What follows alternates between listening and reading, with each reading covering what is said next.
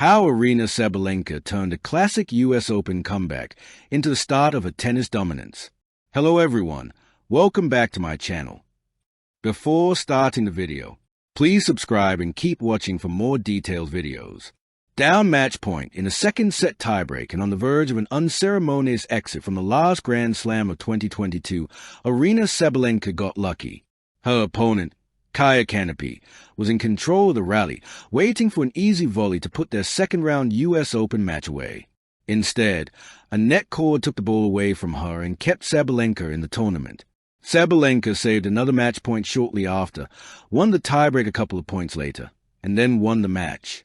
Having been 6-2, 5-1 down after 51 minutes, she turned the deficit into a 2-6, 7-6, 9, 6-4 victory. It was a crazy match, a really crazy match, Sabalenka said in a news conference ahead of this year's tournament. Crazy conditions. The sun was going down, and the shade was really crazy. It was tricky. Both of us. I felt like we could barely see the ball. Summing up the duality of the match, a laughing Sabalenka said, "It was a fun and really not fun match." The immediate story was a comeback from the brink of tennis despair. It was also the biggest story, as Sabalenka converted a torrid tennis year into the start of her climb to the top of the sport. The extraordinary match, full of undulations and incredible tension, encapsulated everything she hoped to be as a player. It also encapsulated everything inside her that was getting in the way. That year's US Open was Sabalenka's first major since hitting tennis rock bottom. In early August, she suffered a 3-set loss to Coco Gauff at the Canadian Open, in which she hit 18 double faults. The previous week, she had served 20 in a quarterfinal loss to Daria Kasatkina in San Jose, California. She had served 23 in the match before that. By the time she met Kanepi in New York, she would have hit 345 double faults for the year from 42 matches, averaging more than 8 per match. In 2021, she had hit 338 in the entire season. After the defeat to Gauff, Sabalenka, then 24, sat on the ground next to her two main coaches, Jason Stacey and Anton Dubrovov, and wept. She felt she had done everything to fix her serve. Her morale had sunk so low that she came close to retiring, she said in an interview with Harper's Bazaar Australia earlier this year.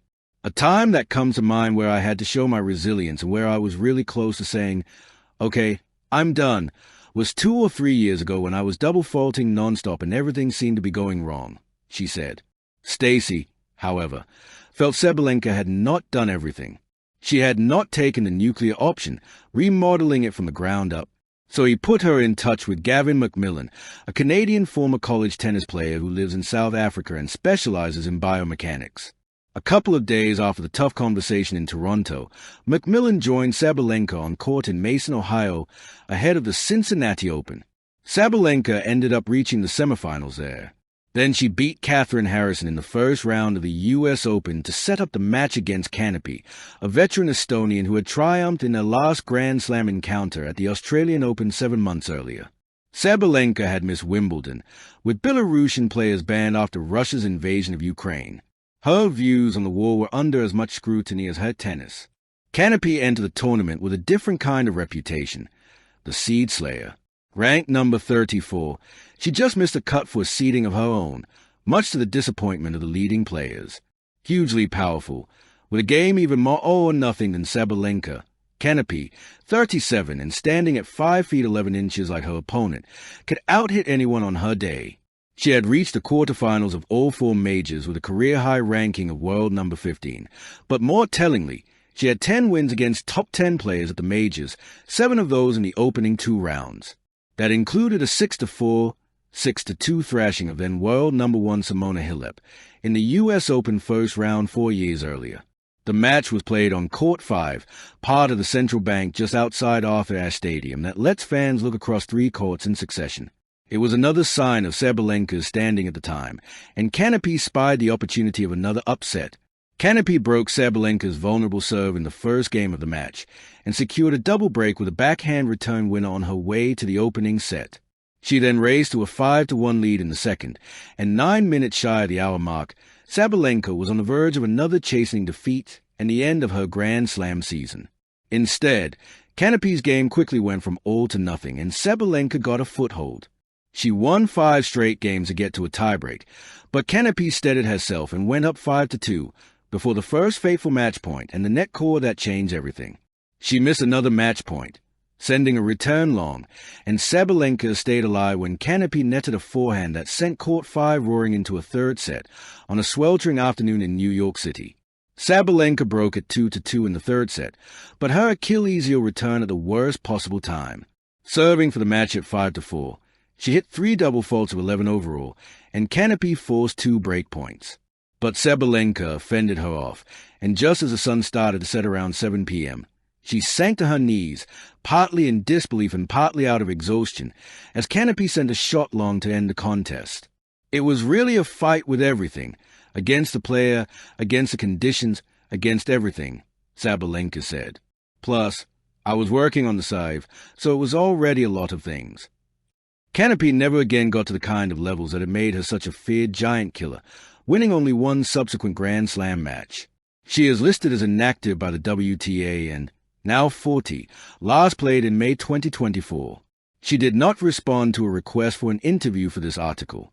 For Sabalenka, her comeback in that match may have been complete, but the turnaround from Toronto and her torrid 2022 was still in session. She beat Danielle Collins in the 4th round, having again lost the first set. After being so close to elimination against Canopy, there was a sense that Sabalenka was now playing with house money in the tournament and in the wider context of head tennis.